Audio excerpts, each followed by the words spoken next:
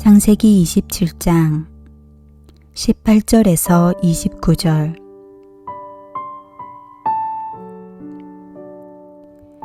야곱이 아버지에게 나아가서 내 아버지여 하고 부르니 이르되 내가 여기 있노라 내 아들아 내가 누구냐. 야곱이 아버지에게 대답하되 나는 아버지의 맏아들 에서로소이다. 아버지께서 내게 명하신 대로 내가 하였사오니 원하건대 일어나 앉아서 내가 사냥한 고기를 잡수시고 아버지 마음껏 내게 축복하소서. 이삭이 그의 아들에게 이르되 내 아들아 내가 어떻게 이같이 속히 잡았느냐.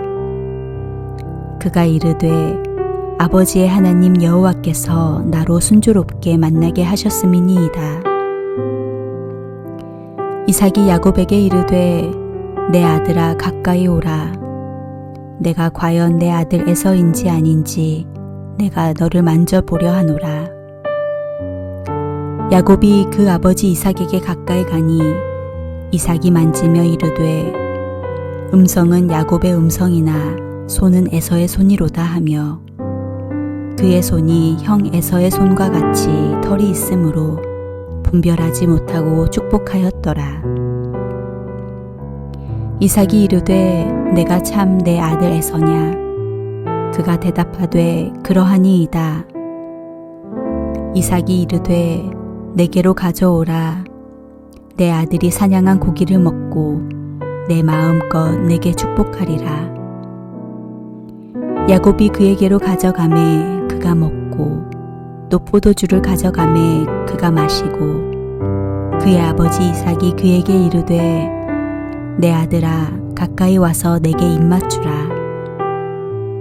그가 가까이 가서 그에게 입맞추니 아버지가 그의 옷에 향취를 맡고 그에게 축복하여 이르되 내 아들의 향취는 여호와께서 복주신 밭의 향취로다.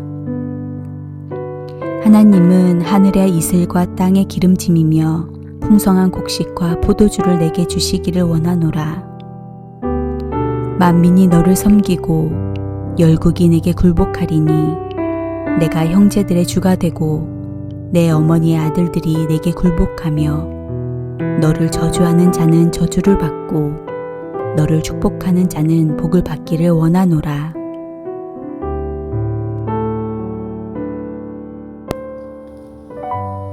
창세기 17장에서 우리는 믿음의 사람들도 실수할 수 있음을 볼 수 있습니다. 그러나 하나님께서는 그 실수를 통해서 믿음의 사람을 성장시키십니다. 실수에는 두 가지 측면이 있습니다. 실수와 연약함 때문에 우리는 죄를 짓고 넘어집니다. 그러나 하나님이 함께 하시면 그 실수와 허물은 오히려 축복으로 바뀔 수 있습니다. 하나님은 완전한 사람을 쓰시는 것이 아니라 끝까지 하나님만 의지하고 신뢰하는 사람을 들어 사용하시기 때문입니다. 그러나 실수했지만 회개하지 않고 자신을 고치려고도 하지 않고 오히려 원망하고 불평한다면 그의 인생은 비참해질 것입니다. 이것이 실수를 통해서 배울 수 있는 교훈입니다. 창세기 17장은 계속하여 그 실수의 이야기들을 우리에게 들려주고 있습니다. 먼저 이삭은 하나님의 뜻을 알고도 거부하는 죄를 지었습니다. 사람에게는 알고 짓는 죄가 있고 모르고 짓는 죄가 있습니다. 그런데 대부분의 사람들은 알면서도 죄를 짓습니다. 우리의 죄는 순진하게 모르고 짓는 것이 아닙니다. 알면서도 잘못된 길이라는 것을 잘 알고 있으면서도 그 길을 돌이키지 않고 그 길을 가고 있는 것입니다. 하나님은 야곱을 이삭의 후계자로 세우기 원하셨습니다. 그러나 이삭은 야곱보다 에서를 더 사랑했습니다. 그래서 이삭은 하나님의 계획은 야곱에게 있다는 사실은 알았지만 의도적으로 에서를 축복하려고 합니다. 그래서 리브가와 야곱 몰래 에서를 축복하려는 계획을 꾸미게 됩니다. 이것이 이삭의 실수와 허물이었습니다. 좋든 싫든 자기의 생각에 맞든 맞지 않든 하나님의 뜻에 순종하는 것이 그의 선택이어야 했습니다. 하지만 그는 결정적일 때 하나님의 뜻이 아닌 자기의 생각과 원함에 이끌려 잘못된 선택을 한 것입니다. 두 번째로 리브가의 실수는 무엇입니까? 이삭은 하나님의 뜻을 아예 거역하려고 했지만 리브가는 하나님의 뜻을 온전히 받아들여 순종하려고 했습니다. 남편에게 순종한 것이 아니라 하나님의 뜻에 순종하려고 한 것입니다. 그런데 그 리브가도 실수를 합니다. 하나님의 뜻을 따르기로 결정한 것은 잘한 일입니다. 하지만 그 하나님의 선하신 뜻을 이루는 과정에서 그는 거짓과 속임수를 사용합니다. 목적이 선하다면 수단도 선해야 합니다. 그러나 대부분의 사람들은 목적만 옳으면 수단과 방법은 아무렇게나 해도 된다고 착각합니다. 여러분, 수단과 방법이 선하지 않으면 목표가 이루어질 때까지 우리는 고생을 사서하게 됩니다. 방법이 나쁘면 그 대가를 치르는 법입니다. 리브가와 야곱도 톡톡히 그 대가를 치르게 됩니다. 그리고 야곱도 실수합니다. 야곱은 어머니 리브가의 사주를 받아서 아버지 이삭을 속입니다.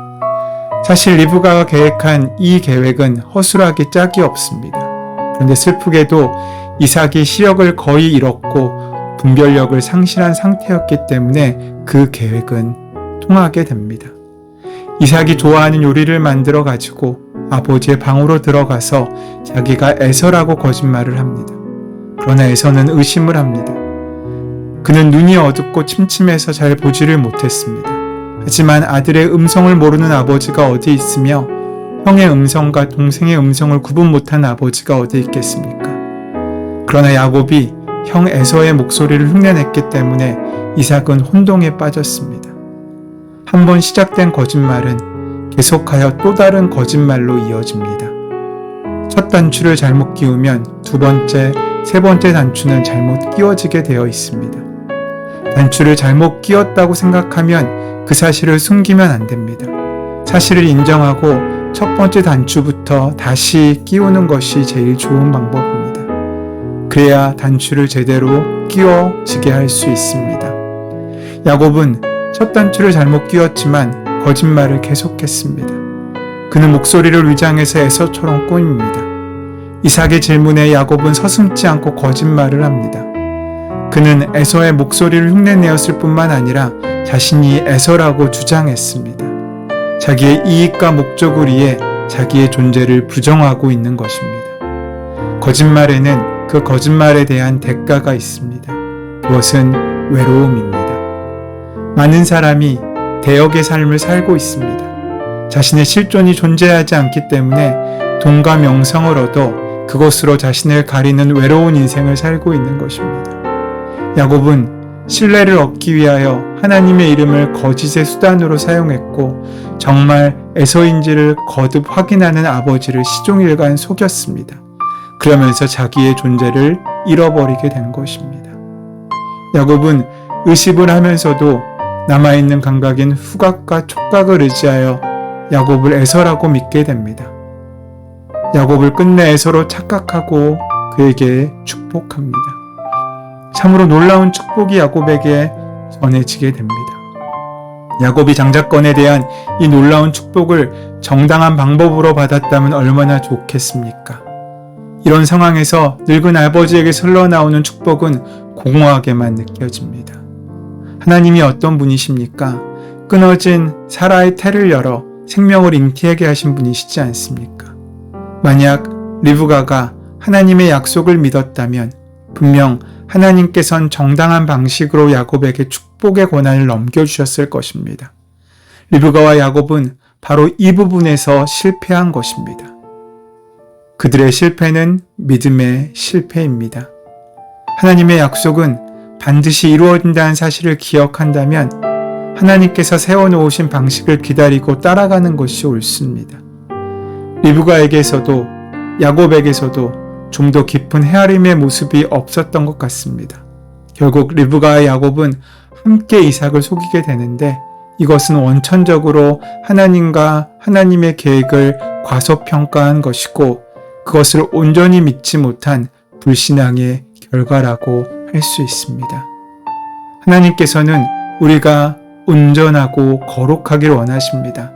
그렇다면 우리가 품은 뜻이 정결해야 되고 그 뜻을 이뤄가는 우리의 수단과 우리의 방법 역시 거룩해야 한다는 것입니다.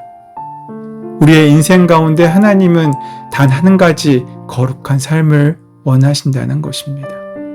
아브라함과 사라가 후손을 얻기 위해 하갈을 처불어들이는 결정이 결국 모두에게 아픔을 낳았던 것처럼 악한 수단에는 하나님의 축복이 깃들 수 없습니다.